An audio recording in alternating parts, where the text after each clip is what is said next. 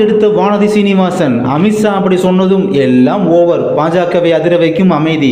பாஜகவில் இருக்கும் மூத்த தலைவர்கள் தொடங்கி அடிமட்ட நிர்வாகிகள் வரை பலரும் குழப்பத்தில் உள்ளனர். ஆமாங்க, கட்சியில் நடக்கும் முக்கியமான ஒரு விஷயத்தை எப்படி ரியாக்ட் செய்வது என்று தெரியாமல் குழப்பத்தில் உள்ளனர். தமிழ்நாட்டில் அண்ணாமலை தமிழிசை சவுந்தரராஜன் இடையே மோதல் நிலவி வருகிறது. தமிழ்நாட்டின் பாஜக செயல்பாடு குறித்து மூத்த தலைவர் தமிழிசை சவுந்தரராஜன் பேட்டியளித்துள்ளார். அதில் நான் கட்சிக்காக கடுமையாக உழைக்கக்கூடியவர்கள், நான் உட்கட்சி ஐடி நிர்வாகிகளை எதிர்க்கிறேன், எச்சரிக்கிறேன். தலைவர்கள் யாராவது கருத்து சொன்னால் அவர்களை மோசமாக பேச வேண்டாம். கட்சியின் பிற தலைவர்கள் மீது தவறாக எழுதினால் ஒழுங்கு நடவடிக்கை எடுக்கப்படும் என முன்னாள் மாநில தலைவராக எச்சரிக்கிறேன். நான் இங்கே தான் இருப்பேன்.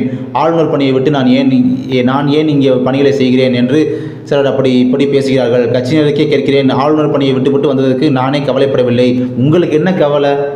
இன்னொன்று, நாங்கள் எல்லாம் இரண்டாம் இடம் வரக்கூடியவர்கள் இல்லை. வியூகம் அமைத்து கூட்டணி அமைத்திருந்தால் வெற்றி பெற்றிருப்போம் அப்படின்னு சொல்லி ஆல்ரெடி நிறையா பேசியிருந்தாங்க தமிழிசை சவுந்தரராஜன். இதுக்கு பார்த்தீங்கன்னா அமித்ஷா அவரை கண்டித்ததை பற்றி நம்ம நிறையா வீடியோலையும் பார்த்துருப்போம். இப்போ நடக்குதுன்னு பார்த்தீங்கன்னா, இன்னொரு பக்கம் அண்ணாமலை பார்த்தீங்கன்னா பாஜகவில் இனி பேட்டிகளை ஒழுங்கு செய்ய போகிறோம், இனி பேட்டிகளை பாஜக அலுவலகத்தில் மட்டுமே கொடுப்போம் அப்படிலாம் சொல்லி பேசினாங்க.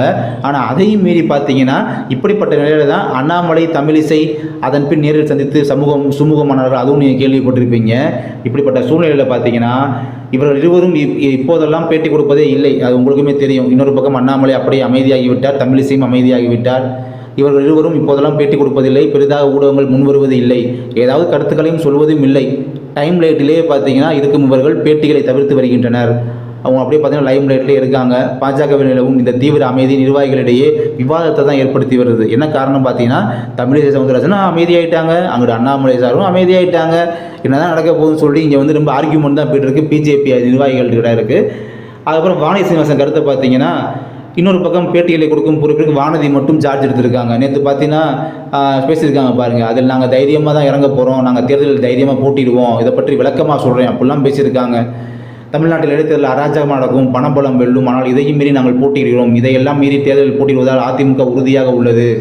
முழுமையாக செய்திகளை படித்ததன் பின் பேசுகிறேன். 2027 யார் எவ்வளவு வாக்குகள் வாங்கிடுவார்கள் என்று மக்கள் சொல்வார்கள் என்று வானதி சீனிவாசன் கூறினார்.